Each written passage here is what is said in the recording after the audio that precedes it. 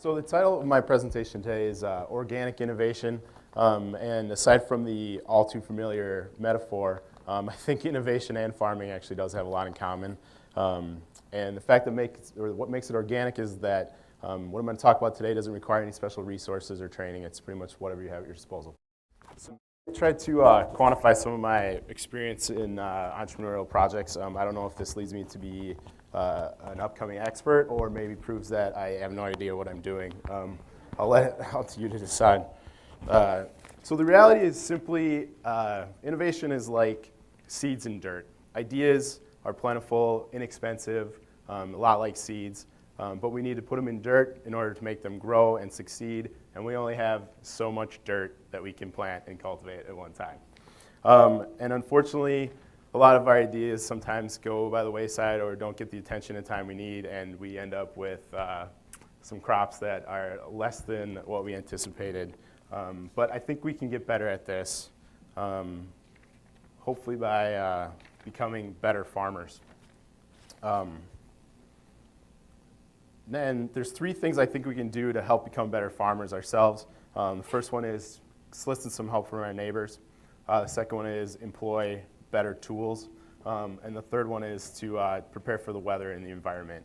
And hopefully I'm going to highlight very quickly some ways that we can do that. The first step to an effective innovation effort is to have a good innovation team. And the two main components of a good innovation team are diversity in experience and personalities, and also structure, having some very defined roles that the team can execute under. Agile, anybody with agile methodology is familiar with this. So here's an example of a structured innovation team. It's a two-phase team. It uses a personality profile to gauge a person's strengths based on their creativity and propensity for risk. But really, you can kind of employ whatever you need to use in the situation. It's important just to let you outline that structure. Now, these innovation teams can use a tool that we call the business model canvas. And basically, this is kind of the business plan 10.0. It's designed to prototype and catalog a lot of different business ideas, a lot of different business methods, and basically come up with a catalog of ways you can implement an idea. In the center of the business model canvas is the value and the value propositions. It could be the problem to solve, it could be jobs to be done, but it really is the core of what you actually are trying to accomplish through your business or project or whatever. On the right side of the canvas, we have the externalities of your plan.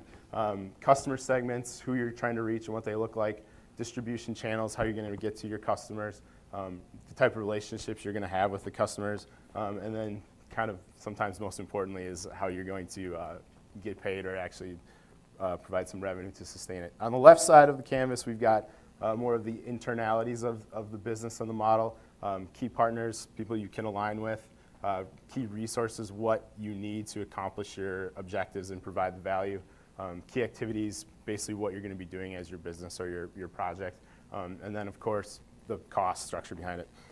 Okay, so I wanted to really try to do a really quick and dirty example of how we can employ business model across groups. I think Chris actually gave us a great example. So Chris's value is to provide better and safer pilots. So does anybody have any ideas of how, what kind of customers he would try to reach? Anybody?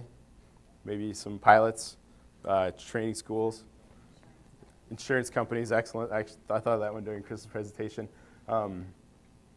And different ways you can reach them, maybe through existing training programs. Anybody else?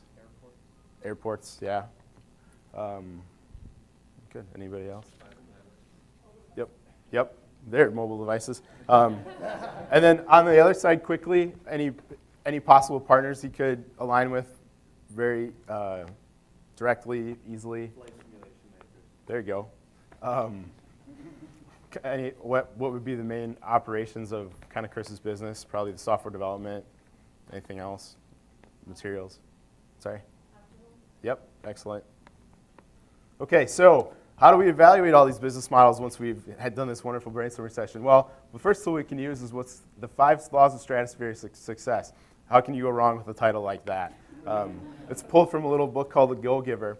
But what this lens basically makes us focus on is the value versus the cost of the idea, sustainability and scalability, the effectiveness of your value proposition, and then finally, is this model fit who I am as a person, a company, or a business? So after we've selected our primary business model that we want to try to implement, we have a nice little package here that we can use to distribute among the community. So there's Madison, there's a lot of experts, a lot of groups, a lot of resources. Barry's institution is one of them that we can take it, deliver it to, and solicit some feedback, and hopefully try to identify some risks and assumptions. Next, we want to try to test these assumptions that we have made in the business model and see how we can possibly start to implement some, all, or part of it. We've got a cheat sheet for this too from the Heath Brothers Switch book. It's a very step-through process of how we can take an idea, implement it, and try to have people work around it. And finally, you're not going to be an expert farmer after one season. You're going to have to try a lot of things. You're going to fail, and it's really meant to be an iterative process to hopefully learn a lot about what you are trying to implement and get better and better at it to hopefully be ultimately successful. Final quote I want to leave you with is, to vision what will be, you need to remove yourself from the constant concern for what already is. And I think that really drives any true innovation that ultimately gets implemented. So thank you, everybody.